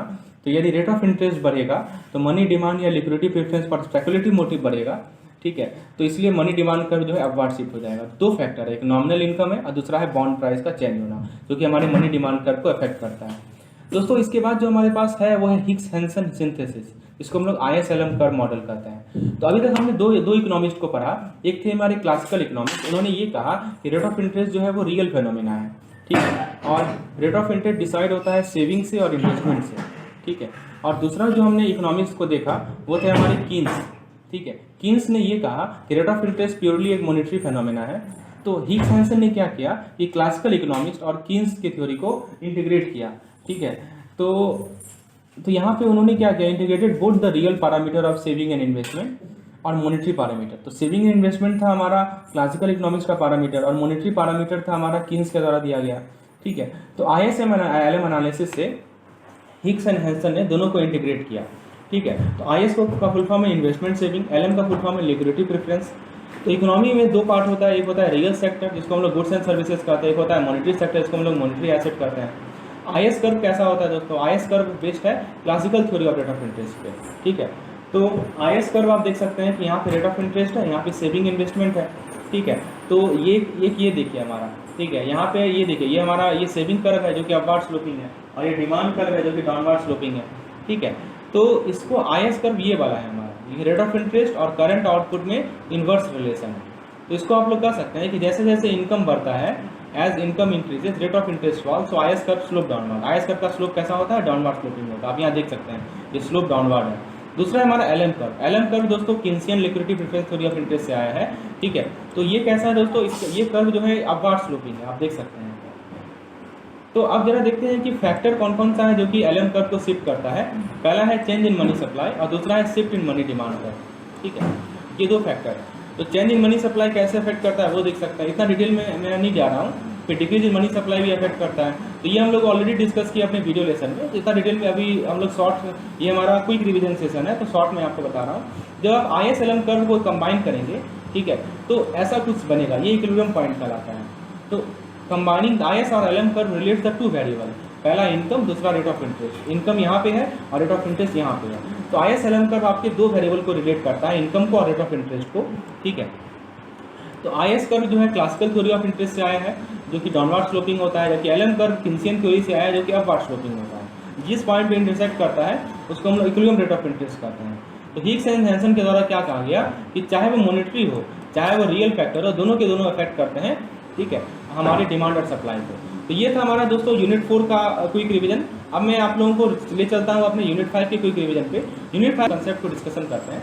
दोस्तों बिजनेस साइकिल को हम लोग इकोनॉमिक साइकिल भी कहते हैं। क्या कहते हैं इसको? हम लोग इकोनॉमिक साइकिल कहते हैं, ठीक है, या इसे ट्रेड साइकिल भी कहते हैं। यहाँ पे क्या होता है दोस्तों कि हमारे जो आर्थिक गतिविधियाँ हैं उसमें फ्लक्चुएशन होता है। जैसे मान लीजिए कि आपका GDP हुआ जिसमें बढ़ना या इसका घटना, ठीक है, इसे यही कहलाता है हमारा बिजनेस साइकिल। ठीक है, तो बिजनेस साइकिल का मतलब समझ में आ गया कि हमारा जो इकोनॉमिक एक्टिविटीज है उसमें फ्लक्चुएशन होना। तो दोस्तों कुछ क्वेश्चन है बिजनेस साइकिल पे। अब जरा कुछ कैरेक्टरिस्टिक्स है बिजनेस साइकिल का, वो जरा देखते हैं। सबसे पहला कैरेक्टरिस्टिक्स है कि जो साइक्लिकल फ्लक्चुएशन होता है वो वेव लाइक मूवमेंट होता है। कैसा मूवमेंट होता है दोस्तों? वेव लाइक मूवमेंट होता है। ठीक है, साइक्लिकल फ्लक्चुएशन और वेव लाइक मूवमेंट। दूसरा है दोस्तों फ्लक्चुएशन जो होता है, वेव समझते हैं ना, जैसे क्रेस्ट बनता है, ट्रफ बनता है, यही होता है वेव। दूसरा है दोस्तों कि फ्लक्चुएशन जो होता है वो रेकरेंट होता है। तीसरा होता है दोस्तों कि नॉन पीरियोडिक होता है। चौथा होता है दोस्तों कि नॉन सीजनल होता है। पांचवा है दोस्तों सिंक्रोनिक है। दोस्तों बहुत इंपॉर्टेंट है, ये 5 से सवाल हर एक साल पूछा ही जाता है, इसको आप ध्यान से सुन लीजिएगा। ठीक है, मैं फिर से रिपीट कर रहा हूँ, वेव होगा, रिकरेंट होगा, नॉन पीरियोडिक होगा, नॉन सीजनल होगा, साइक्लोनिक होगा। साइक्लोनिक का मतलब ये हुआ कि एक बार आया फिर दूसरी बार आएगा, ठीक है, सिंक्रोनाइज होता है। तो ये चीज़ है, मतलब एक इंडस्ट्री में यदि आएगा तो दूसरी इंडस्ट्री में भी वो आएगा, यही होता है सिंक्रोनाइज। तो आपको 5 कैरेक्टरिस्टिक याद रखना है, किससे रिलेटेड? वेव, अपने बिजनेस साइकिल से रिलेटेड। अब बात करते हैं दोस्तों हम लोग बिजनेस साइकिल के फेजेस की। तो दोस्तों देखिए, एक हमारा सबसे पहले एक्सपेंशन आता है, फिर पीक आता है, फिर रिसेशन आता है, डिप्रेशन आता है, ट्रफ आता है, फिर रिकवरी आता है। तो यदि हम बात करें तो 4 फेजेस है बिजनेस साइकिल के, कहीं कहीं आप 5 भी पढ़ेंगे। पहला है बूम, रिसेशन, डिप्रेशन और रिकवरी। ठीक है, ये 4 फेजेस हैं हमारे बिजनेस साइकिल के। ठीक है, सबसे पहली बात करते हैं बूम फेज या एक्सपेंशन फेज। इसमें क्या होता है दोस्तों, ये हमारा पहला स्टेज है एक्सपेंशन का।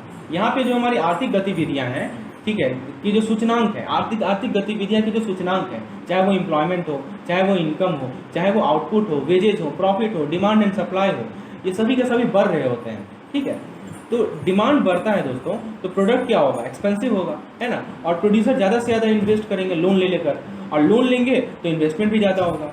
तो ये प्रोसेस तब तक होता है जब तक हमारा इकोनॉमिक कंडीशन, जब हमारी आर्थिक गतिविधियाँ जो है वो फेवरेबल हो जाए एक्सपेंशन के लिए। यही होता है हमारा बूम फेज, मतलब सब कुछ पॉजिटिव चल रहा होता है, हमारा इकोनॉमिक सूचकांक जो है बढ़ रहा होता है, डिमांड बढ़ रहा होता है। ठीक है, जो इन्वेस्टर हैं वो ज़्यादा से ज़्यादा लोन ले रहे होते हैं, इन्वेस्टमेंट कर रहे होते हैं। ठीक है, तो सब कुछ अच्छा चल रहा है, पॉजिटिव चल रहा है। ठीक है, तो ये हमारा है दोस्तों सबसे पहला स्टेज, जिसको हम लोग बूम स्टेज कहते हैं। सेकेंड स्टेज है दोस्तों हमारा, नेक्स्ट स्टेज है हमारा, इस नेक्स्ट फेज है हमारा बिजनेस साइकिल का, वो है दोस्तों पीक। अब दोस्तों जो हमारा बूम फेज था वो एक सैचुरेशन लेवल को रीच कर जाता है, जो मैक्सिमम लिमिट ऑफ ग्रोथ था वो पहुंच चुका है। ठीक है, इसी को हम लोग कहते हैं पीक स्टेज। तो जो हमारा इकोनॉमिक इंडिकेटर्स है, जैसे एम्प्लॉयमेंट हो, इनकम हो, या आउटपुट हो, वेजेज हो, डिमांड हो, अब ये बढ़ता नहीं है, अभी अपने हाईएस्ट पोजीशन पे है। डिमांड बढ़ चुका है बहुत ज़्यादा, ठीक है, इन्फ्लेशन भी बढ़ गया है, मतलब महंगाई जो है बहुत बढ़ गई है, राइट। और प्रोड्यूसर जो है अभी भी इन्वेस्ट करते जा रहे हैं। एक समय ऐसा आएगा कि रिटर्न जो है, जो प्रोड्यूसर को रिटर्न मिलेगा, क्योंकि वो बहुत कम हो जाएगा, क्योंकि इतना महंगाई बढ़ गया है कि प्रोड्यूसर का सामान ही लेने को कोई तैयार नहीं है। तो अल्टीमेटली जो रिटर्न मिलेगा वो कम हो जाएगा, राइट। उसके बाद दोस्तों क्या होगा, यहाँ पे आपका इकोनॉमिक ग्रोथ का रिवर्सल होने लगेगा। ठीक है, ये होता है हमारा सेकंड फेज। उसके बाद दोस्तों रेशन की बात करें। अब रेशन में क्या होता है दोस्तों कि demand for goods start declining, demand घटना शुरू हो जाता है। प्रोड्यूसर इसको नोटिस नहीं करते हैं, वो प्रोड्यूस करना चालू रखते हैं, इसी कारण से सप्लाई बढ़ जाता है। और फिर क्या होता है, जो हमारे इकोनॉमिक इंडिकेटर्स है वो घटने लगते हैं, चाहे वो आउटपुट हो, इनकम हो, वेजेज हो, या ये सब घटने लगते हैं। रेशन को हम लोग क्राइसिस फेज भी कहते हैं। दोस्तों इसको हम लोगों ने डिटेल एक्सप्लेनेशन किया है अपने वीडियो कोर्स में, ठीक है, जिसका डिटेल आप मुझे नीचे नंबर व्हाट्सएप पे ले सकते हैं। अभी मैं आप लोगों को शॉर्ट रिवीजन करवा रहा हूँ, that's why I am moving little bit fast. Okay, so this is our recession phase. After recession phase it comes, recession phase के बाद दोस्तों आता है हमारा ट्रफ।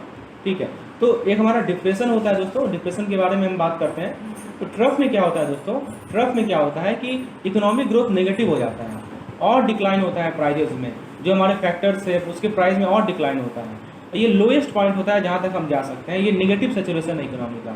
एक था हमारा पॉजिटिव सेचुरेशन, एक है हमारा नेगेटिव सेचुरेशन। लास्ट है हमारा रिकवरी। रिकवरी में क्या होता है दोस्तों, अब इकोनॉमी जो है हमारा रिकवरी होना स्टार्ट होता है, प्राइस हम अभी भी कम है, डिमांड बढ़ना शुरू होता है, प्रोडक्शन बढ़ता है, एम्प्लॉयमेंट बढ़ता है दोस्तों।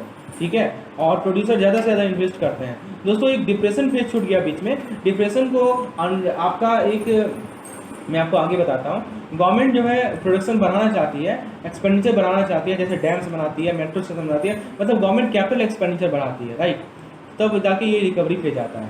ठीक है, और दोस्तों एक हमारा डिप्रेशन फेज भी होता है, जो कि शायद यहाँ पे मैंने आपको नहीं बताया है। ठीक है, तो एक चीज़ याद रखिएगा दोस्तों, अंडर एम्प्लॉयमेंट किस फेज में होता है, तो डिप्रेशन फेज में होता है। और आपसे यदि पूछा जाए कि क्राइसिस किस फेज में आता है, तो रिसेशन फेज में आता है। तो ये था हमारा बिजनेस साइकिल का शॉर्ट एक्सप्लेनेशन। अब हम लोग नेक्स्ट यूनिट पे आते हैं, जो कि दोस्तों है हमारा हमारा नेक्स्ट यूनिट है दोस्तों बिजनेस साइकिल के बाद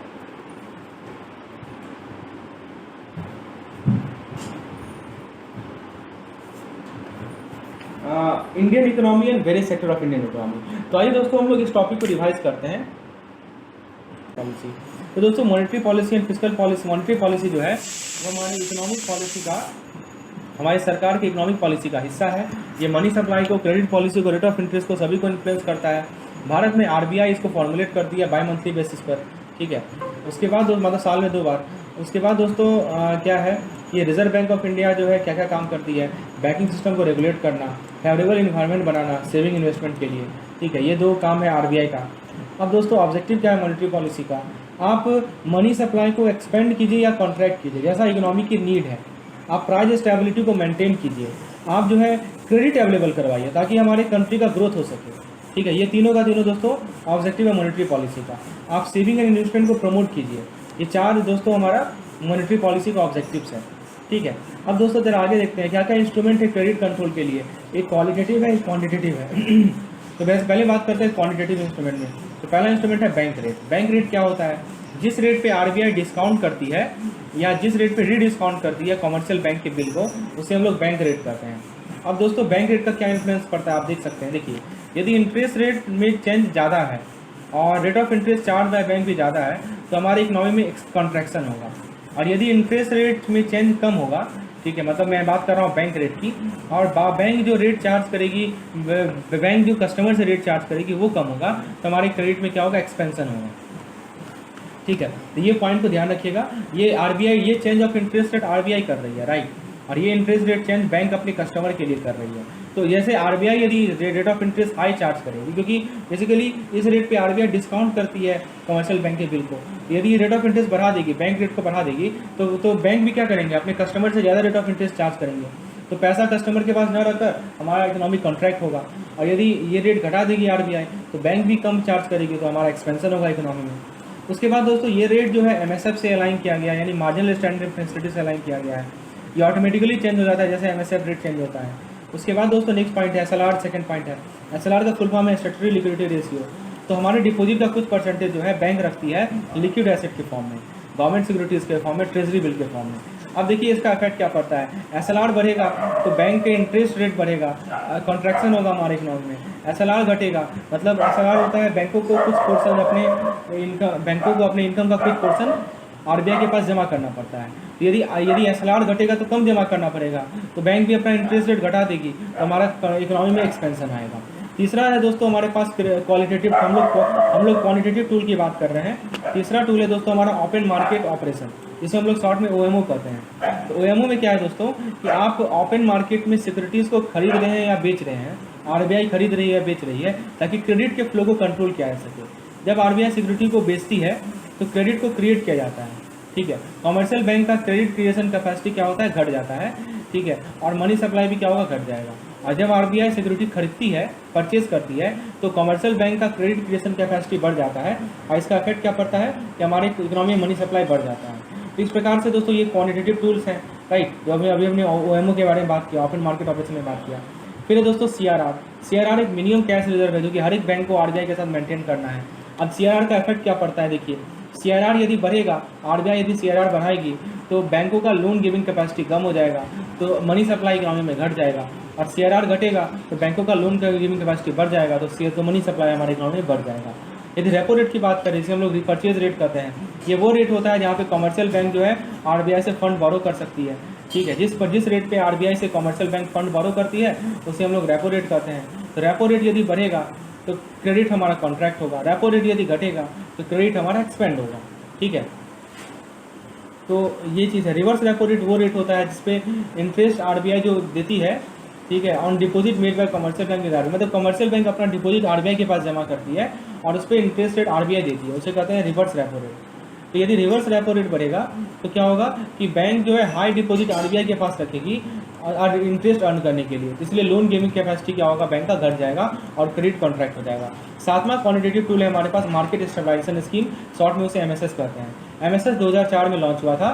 क्यों लॉन्च हुआ था? ताकि एक्सेस लिक्विडिटी को सक कर सके मार्केट से। कैसे सक कर सके? तो गवर्नमेंट बॉन्ड इशू करके, बैंकों और फाइनेंशियल इंस्टीट्यूशन को RBI गवर्नमेंट बॉन्ड देती है और इस प्रकार से लिक्विडिटी को सक किया जाता है। तो दोस्तों ट्रेजरी बिल और डेटेड सिक्योरिटी जो है बैंकों के द्वारा बेचा जाता है RBI को ऑक्शन के माध्यम से। दोस्तों मार्केट स्टेबलाइजेशन पे जो इंटरेस्ट होता है वो गवर्नमेंट पे करती है RBI के द्वारा। दोस्तों इसके बाद नेक्स्ट पॉइंट हम लोग देखते हैं। नेक्स्ट पॉइंट है हमारा लिक्विडिटी एडजस्टमेंट फैसिलिटी, जिसे हम लोग LAF कहते हैं। तो LAF का दो कंपोनेंट है, रेपो रेट और रिवर्स रेपो रेट, ठीक है। मार्जिनल स्टैंडिंग फैसिलिटी की बात करें, जिसे शॉर्ट में हम लोग MSF कहते हैं। MSF वो रेट होता है जहाँ पे स्केड्यूल बैंक ओवरनाइट फंड को बोरो कर सकती है, एक दिन के लिए 24 घंटा के लिए RBI से against approved government securities.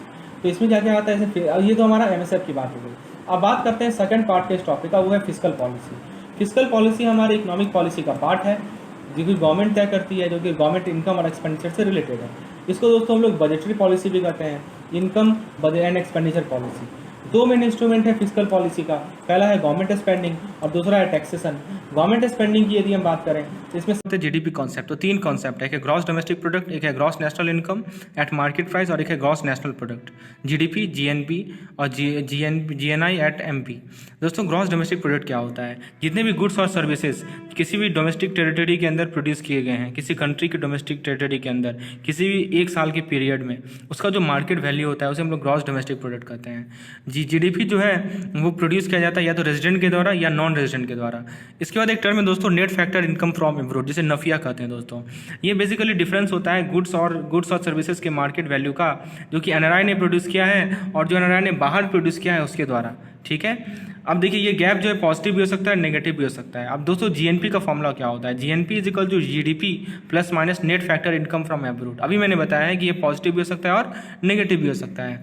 GDP को कैलकुलेशन तीन मेथड से करते हैं, पहला है एक्सपेंडिचर मेथड, दूसरा है इनकम मेथड, तीसरा है प्रोडक्ट मेथड। चूंकि ये क्विक रिविजन सेशन है तो हम लोग फास्ट चीज़ों को कवर करेंगे। एक्सपेंडिचर मेथड के अंदर क्या करते हैं, जितने भी एक्सपेंडिचर्स हैं, जितने भी एंटिटीज़ हैं, सभी के एक्सपेंडिचर को हम लोग अकाउंट में लेते हैं। तो इसका फॉर्मूला है C + I + G + X - M। सी है हमारा कंजम्पशन। कंजम्पशन क्या होता है? कंजम्पशन के अंदर आता है दोस्तों फूड्स और हाउस होल्ड पे जो एक्सपेंडिचर खर्चा हुआ है वो। दूसरा है हमारा इन्वेस्टमेंट, आई से होता है ग्रॉस इन्वेस्टमेंट। ग्रॉस इन्वेस्टमेंट यानी कि बिजनेस इन्वेस्टमेंट। जी से हमारा ग्रॉस स्पेंडिंग। ग्रॉस स्पेंडिंग में क्या होता है दोस्तों, जितना सरकार का एक्सपेंडिचर है फाइनल गुड्स और सर्विसेज पे वो आता है। एक्स से हमारा एक्सपोर्ट है, एम से हमारा इम्पोर्ट है। इस फॉर्मूले को याद रख लीजिए। उसके बाद है हमारा इनकम मेथड। इनकम मेथड में GDP निकालने का जो फॉर्मूला है वो है compensation of employ plus property income plus production tax plus depreciation of capital. Compensation of employ के अंदर आता है यानी एम्प्लॉय को कौन कौन सी कॉम्पेंसेशन मिलती है बताइए, या तो वेज मिलेगी या सैलरी मिलेगी। प्रॉपर्टी इनकम में क्या होता है दोस्तों, कॉर्पोरेट प्रॉफिट आता है। तो दोस्तों ये एक फॉर्मूला है जिसके थ्रू आप लोग इनकम मेथड को निकाल सकते हैं। यदि आपको डिटेल में जानना है कैसे निकालते हैं तो मेरे GDP वाले वीडियो में चले जाइए, वहाँ पर मैंने अच्छी तरीके से आपको एक पार्टिकुलर केस स्टडी के थ्रू समझाया है। इसके बाद दोस्तों प्रोडक्ट मेथड के बारे में बात करते हैं। तो भारत में हम लोग इसी मेथड को यूज करते हैं जिसे हम प्रोडक्ट मेथड कहते हैं। इसमें क्या करते हैं दोस्तों, 8 सेक्टर के प्रोडक्ट को हम लोग GDP को एग्रीगेट करते हैं GDP निकालने के लिए।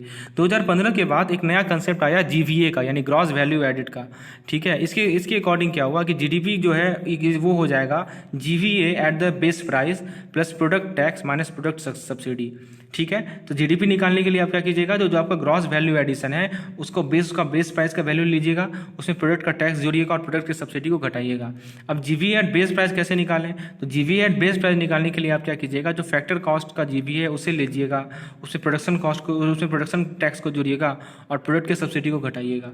अब जीवी एट फैक्टर कॉस्ट निकालने के लिए क्या कीजिएगा, उसको निकालने के लिए CE plus OS plus MI plus CFC. CE क्या है हमारा एम्प्लॉय कंट्रीब्यूशन, ओएस क्या है हमारा ऑपरेटिंग सरप्लस, एमआई क्या है हमारा मिक्स्ड इनकम और सीएफसी क्या है हमारा कंजम्पशन ऑफ फिक्स्ड कैपिटल। तो देख सकते हैं एक के बाद एक लिंक जुड़ा हुआ है। पहले जीवी एट फैक्टर कॉस्ट निकालिए, फिर जीवी एट बेस प्राइस निकालिए और फिर उसके बेसिस पे जीडीपी निकालिए। और भारत में हम लोग इसी मेथड को यूज करते हैं जिसे कहते हैं हम लोग प्रोडक्ट मेथड। तो दोस्तों उम्मीद है जीडीपी कैलकुलेशन का तीनों मेथड हम लोगों ने देख लिया। यदि डिटेल में जानना है केस स्टडी तो आप मेरे वीडियो में चले जाइए, वहाँ पे मैंने सभी केस स्टडी को डिस्कस किए हैं दोस्तों। अब बात करते हैं यूनियन बजट की। तो यूनियन बजट का 3 इंपॉर्टेंट फीचर है, एक है रिसिप्ट, एक है एक्सपेंडिचर और एक है डेफिसिट। बात करते हैं रिसिप्ट की। तो रिसिप्ट रेवेन्यू रिसिप्ट भी हो सकता है और कैपिटल रिसिप्ट भी हो सकता है। दोस्तों रेवेन्यू रिसिप्ट जो होता है वो कम समय के लिए होता है और कैपिटल रिसिप्ट जो है वो रिसिप्ट है जिसका जो ज़्यादा समय के लिए होता है। अब दोस्तों टैक्स रेवेन्यू के अंदर कौन कौन सा आता है वो देखिए। कॉर्पोरेट आता है, पर्सनल टैक्स आएगा, इनकम टैक्स आएगा, अदर टैक्स एंड ड्यूटीज़ आएंगे, कस्टम ड्यूटीज़ आएंगे, एक्साइज ड्यूटी आएंगे, एक सर्विस टैक्स आएगा, टैक्स ऑफ यूनियन टेरिटरी आएगा। तो एक बार इसको ध्यान से देख लीजिए क्योंकि क्वेश्चन आपको केस स्टडी के फॉर्म में पूछा जाएगा टैक्स रेवेन्यू में। दोस्तों नेट टैक्स रेवेन्यू का फॉर्मूला है जीसीसीडी यानी gross tax revenue minus NCCD transfer to NCCF. NCCF क्या है दोस्तों, स्टेट का शेयर है। इसके बाद दोस्तों टोटल नॉन टैक्स रेवेन्यू निकालने के, देखिए ये तो था टैक्स रेवेन्यू। अब नॉन टैक्स रेवेन्यू में क्या आता है, यानी वो रेवेन्यू जो कि टैक्स से नहीं आया हो। तो देखिए या तो इंटरेस्ट रिसिप्ट होगा यानी कि जो ब्याज का जो रिसिप्ट है वो होगा, हमने जो पैसा इन्वेस्ट किया उस पर हमें ब्याज मिलेगा ना, तो वही ब्याज का रिसिप्ट का बात कर रहा हूँ मैं।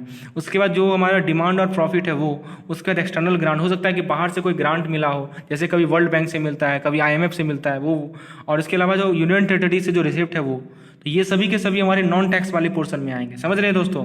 अब देखिए हम लोगों ने टैक्स रेवेन्यू निकाल लिया, हम लोगों ने नॉन टैक्स रेवेन्यू निकाल लिया। अब क्या कीजिएगा बताइए, अब आप टोटल रेवेन्यू रिसिप्ट निकाल लीजिए। कैसे निकालिएगा, इन दोनों को जोड़ दीजिए, नेट टैक्स रेवेन्यू को और टोटल नॉन टैक्स रेवेन्यू को जोड़ दीजिए, तो आपको उससे टोटल रेवेन्यू रिसिप्ट मिल जाएगा। अब उसके बाद कैपिटल रिसिप्ट का बात करते हैं दोस्तों।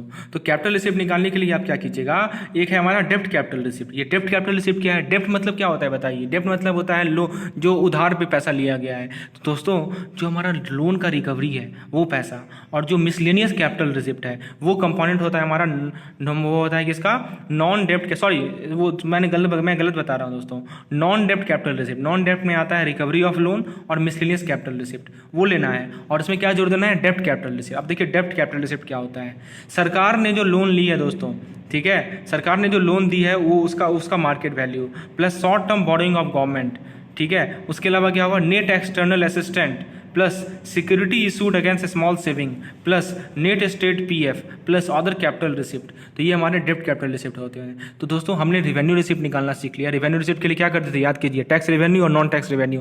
कैपिटल रिसिप्ट के लिए क्या करेंगे, डेप्ट कैपिटल और नॉन डेप्ट कैपिटल। डेप्ट कैपिटल का कंपोनेंट आपके सामने है और नॉन डेप्ट कैपिटल का भी कंपोनेंट आपके सामने है। अब दोस्तों कैपिटल रिसिप्ट तो आप लोग निकाल लिए, कैसे निकालिएगा, अब तो देखिए कैपिटल रिसिप्ट निकाल लिए, अब टोटल रिसिप्ट कैसे निकालिएगा बताइए। आप क्या कीजिए, बहुत ही सिंपल तो है, जो हमारा टोटल रेवेन्यू रिसिप्ट निकाला है हमने वो ले लीजिए और जो हमने टोटल कैपिटल रिसिप्ट निकालिया वो ले लीजिए। लेकिन अभी काम खत्म नहीं हुआ है, इसके अलावा आपको drawn down of cash balance भी लेना है। मैं फिर से स्टेप समझाता हूँ। सबसे पहले आप क्या कीजिएगा, टैक्स रेवेन्यू निकालिएगा, उसके बाद आपको नॉन टैक्स रेवेन्यू निकालिएगा। टैक्स रेवेन्यू और नॉन टैक्स रेवेन्यू को जोड़िएगा तो आपको मिल जाएगा टोटल रेवेन्यू रिसिप्ट। अब आप आ जाइए डेप्ट कैपिटल पे, डेप्ट कैपिटल निकालिए, उसके बाद आप नॉन डेप्ट कैपिटल निकालिए, ठीक है दोस्तों। तो डेप्ट कैपिटल और नॉन डेप्ट कैपिटल को जोड़िएगा तो आपको कैपिटल रिसिप्ट मिल जाएगा। आपने रेवेन्यू रिसिप्ट निकाल लिया, आपने कैपिटल रिसिप्ट निकाल लिया, इन दोनों को जोड़ दीजिए, साथ ही साथ आप एक drawn down of cash balance भी जोड़ दीजिए तो आपको मिल जाएगा टोटल रिसिप्ट। समझे दोस्तों, दिमाग में उम्मीद है चीज़ें आपके दिमाग में बैठ गई होंगी। और दोस्तों कंपोनेंट को जरूर देख लीजिएगा कौन चीज़ किसके अंदर आता है। आपको डायरेक्टली नहीं लिख के देगा कि डेप्ट रिसिप्ट हमारा इतना है, आपको लिख के देगा क्या पता है, आपको लिख के देगा कि मार्केट लोन ऑफ गवर्नमेंट इतना है, अदर कैपिटल रिसिप्ट इतना है। तो ये पता होना चाहिए कि मार्केट लोन ऑफ गवर्नमेंट जो है वो हमारा डेप्ट कैपिटल के अंदर आता है। समझ रहे हैं बात को, चलिए। और यदि आपको जानना है किस प्रकार के क्वेश्चन पूछे जाते हैं तो आप मेरे MCQ वाले सेशन में जाइए, वहाँ पे मैंने इस पर भी न्यूमेरिकल करवाए हैं, वहाँ पे आप जाके देख सकते हैं दोस्तों। अभी मैंने EVM के टॉप मॉड्यूल वाइज मैंने MCQ करवाए हैं, मॉड्यूल के टॉप 50 MCQ, तो उस पर जाके आप देख सकते हैं। अब जरा बात करते हैं एक्सपेंडिचर की। अभी तक हम लोगों ने रिसिप्ट की बात की थी। एक्सपेंडिचर का 2 पार्ट होता है, एक होता है रेवेन्यू और एक होता है कैपिटल। दोस्तों सबसे पहले बात करते हैं हम लोग रेवेन्यू रिसिप्ट के अंदर। तो इसके अंदर क्या आता है, इंस्टॉलमेंट पेमेंट आता है, डिफेंस एक्सपेंडिचर आता है, सब्सिडीज आता है, ग्रांट टू स्टेट आता है, plus union territory, plus pension, plus credit, ठीक है, plus assistant to state for NCC plus other social services, postal deficit, expenditure of union territory plus NC, तो ये सब हमारे आते हैं हमारे रेवेन्यू में। और कैपिटल में क्या क्या आता है, defence expenditure plus other non plan capital outlay plus loan to public sector undertaking plus loan to state और अदर टेरिटरी, ठीक है, तो ये हमारा आता है कैपिटल रिसिप्ट में। तो टोटल एक्सपेंडिचर के लिए क्या करेंगे, रेवेन्यू एक्सपेंडिचर और टोटल कैपिटल एक्सपेंडिचर को जोड़ देंगे। इसके बाद दोस्तों डेफिसिट कैसे निकालते हैं, तो डेफिसिट के लिए पहले बात करते हैं रेवेन्यू डेफिसिट में। रेवेन्यू डेफिसिट में क्या होता है दोस्तों, एक्सेस ऑफ, देखिए नाम ही है डेफिसिट। डेफिसिट मतलब क्या हुआ, हम लोगों ने रेवेन्यू रिसिप्ट निकाल लिया, हम लोगों ने रेवेन्यू एक्सपेंडिचर निकाल लिया, दोनों को सब्ट्रैक्ट कर लीजिए तो आपको रेवेन्यू डेफिसिट मिल जाएगा। उसी तरह ग्रॉस फिजिकल डेफिसिट कैसे निकालते हैं, तो देखिए दोस्तों टोटल एक्सपेंडिचर में से जो हमारा रेवेन्यू रिसिप्ट है और जो हमारा नेट नॉन डेब्ट कैपिटल है उसे सब्ट्रैक्ट कर लेंगे तो हमारा ग्रॉस फिजिकल डेफिसिट मिल जाएगा। और नेट फिजिकल डेफिसिट कैसे निकालते हैं, gross physical deficit minus net lending. Gross physical deficit कैसे निकालते हैं, तो दोस्तों ग्रॉस प्राइमरी डेफिसिट कैसे निकालते हैं, gross physical deficit minus interest payment, ठीक है दोस्तों। और इफेक्टिव रेवेन्यू डेफिसिट होता है gross revenue deficit minus grant for creation of capital asset. तो दोस्तों दिस